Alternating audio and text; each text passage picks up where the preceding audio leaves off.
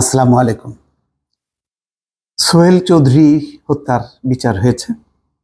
আজকে যারা অভিযুক্ত তাদেরকে যাবজ্জীবন কারাদণ্ডে দণ্ডিত করা হয়েছে। সোহেল চৌধুরীর স্ত্রী চিত্রনায়িকা দিতি, তিনিও বেঁচে নেন, বেঁচে আছেন একমাত্র লামিয়া। আগেই বলেছিলাম যে এই যে 25 বছর পর এই রায়ের ফলে মানে তার পরিবার, অর্থাৎ সোহেল চৌধুরীর পরিবারে বেঁচে থাকা তার মেয়ে লামিয়া বা অন্য আরেকজন আছেন, 2 সন্তান, তারা কি খুব খুশি হবে? বা তার আত্মীয় স্বজন নিকটজন কেউ? মনে হয় না। আজকে দেখেন ঠিক তাই। তো সোহেল চৌধুরীর মেয়ে লামিয়ার কাছে প্রতিক্রিয়া জানতে চেয়েছিল প্রথম আলো। তিনি বলছেন যে আমার বাবা তো ফেরত আসবে না, ওনারা অপরাধীরা যেটা করেছেন সেটার জবাব ওনাদেরকেই দিতে হবে। ওনাদের যাবজ্জীবন হোক আর যাই হোক না কেন, বাবার মৃত্যু আমার জীবনে যে প্রভাব ফেলেছে সেটা কোনোভাবেই পরিবর্তন হবে না। রিয়েলিটি নিয়েই আমাকে থাকতে হবে।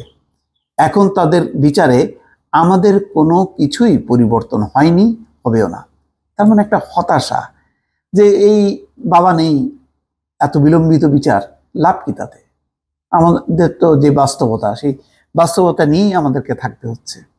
এটাই হচ্ছে, বলছিলাম যে আসলে তাৎক্ষণিকভাবে যদি বিচারটা হতো তাহলে অন্তত সোহেল চৌধুরীর বেঁচে থাকা স্ত্রী দিতি সেটা সান্ত্বনা পেত যে সে তার স্বামীর হত্যার বিচার দেখে যেতে পারলেন।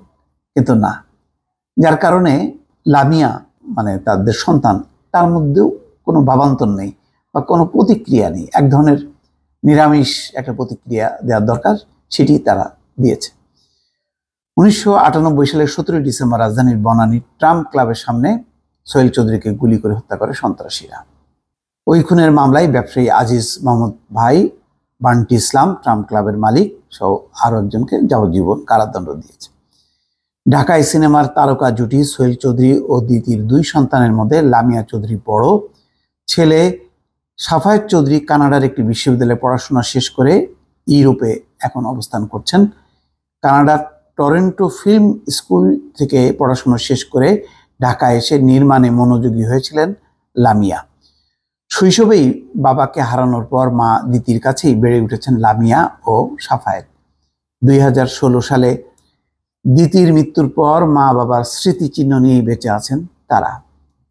এই হচ্ছে, এখন মাও অতীত, বাবাও অতীত, কিন্তু তাদের অবশ্যই একটা সান্ত্বনা হতো যে না, তার বাবার মৃত্যুটা বা হত্যাকাণ্ডটা এত বেশি ওপেন সিক্রেট ছিল যে এই হত্যাকাণ্ডের তাৎক্ষণিক একটা বিচার ছিল এবং সবাই জানতো যে কারা কারা জড়িত, কি নিবিড়। কিন্তু এটি তদন্ত শেষ করে এমন বিচারিক প্রক্রিয়া আমাদের এখানে যে 25 বছর লাগলো সেই বিচার পেতে, যার কারণে এই বিলম্বিত বিচার একটা প্রহসনের সামিল অনেকে বলেন।